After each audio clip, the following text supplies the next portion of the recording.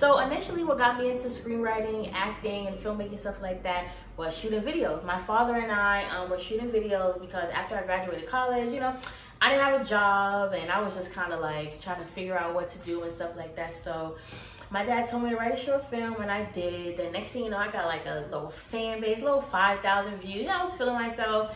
And then, you know, I just kept going. Like, you know, people just asked me like, oh, do another one, do another one, do another one. And here we are. And truthfully, you know, at the time I only had like 17,000 followers on Instagram.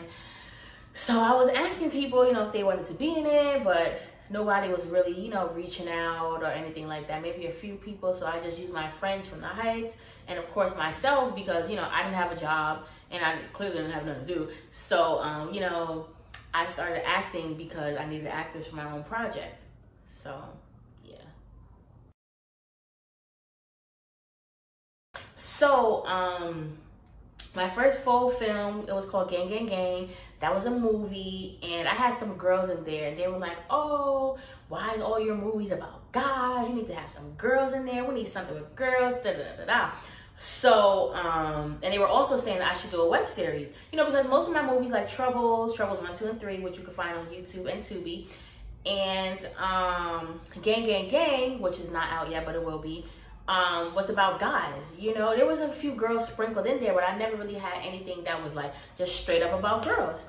So I told the girls, I said, I will think about it. I'll think about it.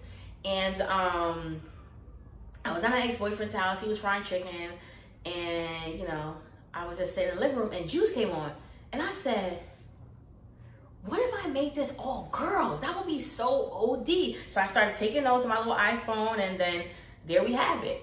You know, and Bishop and Chainey, well, that one is a spin-off from Juicy, because I always like to do like little like trivia questions and ask people like, oh, who's your favorite character? Who did you like? Who did you dislike? Stuff like that. And a lot of people were saying that they liked the federal agent Bishop.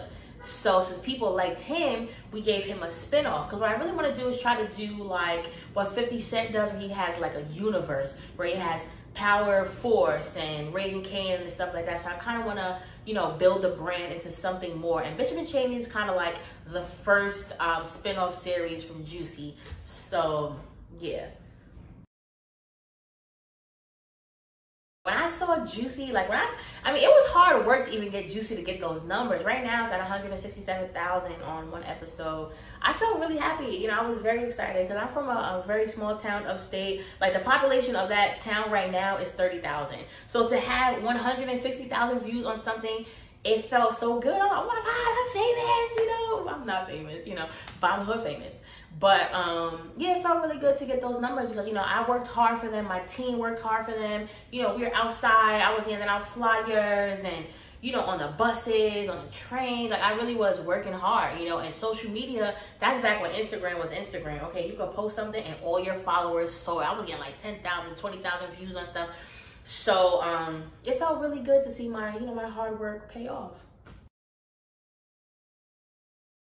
It feels really good to have, you know, Juicy and my other projects on Tubi, Comcast, Dame Dash Studios. It feels really good just because, like I said, you know, when you work hard, you want to see the result of it. You don't want to just be working and not seeing progress. So, you know, to see it on those platforms and for people to reach out to me to ask like, oh, you know, are you the creator of this? Because a lot of people like me, you know, for my acting. A lot of people did not know originally that I was a creator of the show and the writer of the show. So it feels really good to see my hard work pay off. It's amazing.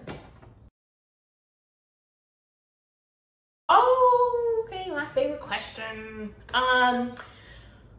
Well, when I was little, you know, like when you're in school and they always ask you like, oh, what do you want to be when you grow up, da da da. On my list, I think I still have that somewhere. I don't know, I'm not gonna look for it because that's ridiculous. But I wanted to be an actor, a teacher, or an author. Those are the things that I wanted to be. And that's really what I am now. You know, I'm an author, I'm an actor. But what really pushed me into writing my first book was season 2 of Juicy, because I would write scripts And, you know, either people weren't showing up, they weren't on time. So my story, the way that I wrote it, wasn't coming out that way. Like, I wrote a whole bunch of scenes and stuff like that, and people weren't acting it out the way I wanted them to act it out. But I feel like with a book, there's no way to miss scenes or really miss anything because it's written right there. So that's really what made me want to become an author. You can see right here, this one, oh, it's all the way over here, huh? This one is my first book, Bad Decisions. This came out in like 2019. This one, let me not do that. Well, this one is my second book. This is the sequel to this book. It's way bigger, first, second. And this one is my newest book. It's kind of like a urban fantasy kind of vibe, like Harry Potter, but black people, you know, in New York City. It's definitely a vibe. Like, I had a great time writing it. So it's that one. And you can order on my website, zoethewriter.com. And I do all the shipping myself. I pack like the little, you know, thank you cards and discount cards and stuff like that. It usually takes anywhere between 2 to 5 days, unless you live in Hawaii. I think that took like 7 days, you know. But yeah, that's you can buy it right on my website. Yeah. Wood Harris, Idris Elba, Denzel Washington, Viola Davis, and Kerry Washington. Is that 5? Yeah, because they're all so amazing. Like when being an actor, you have to when doing anything, you have to really be good, you know, at your craft and want to study your craft and get better. And these actors, to me, best in the game. So those are the actors I'd like to work with. I wanted to have my stuff on Netflix, but now that I've matured as a writer, an author, and a person, I would like for myself to be on syndicated television. Like, I'm talking about ABC, Stars, HBO. Like, that's the kind of writing that I do. So yeah, my goals are to be on HBO, Stars, ABC.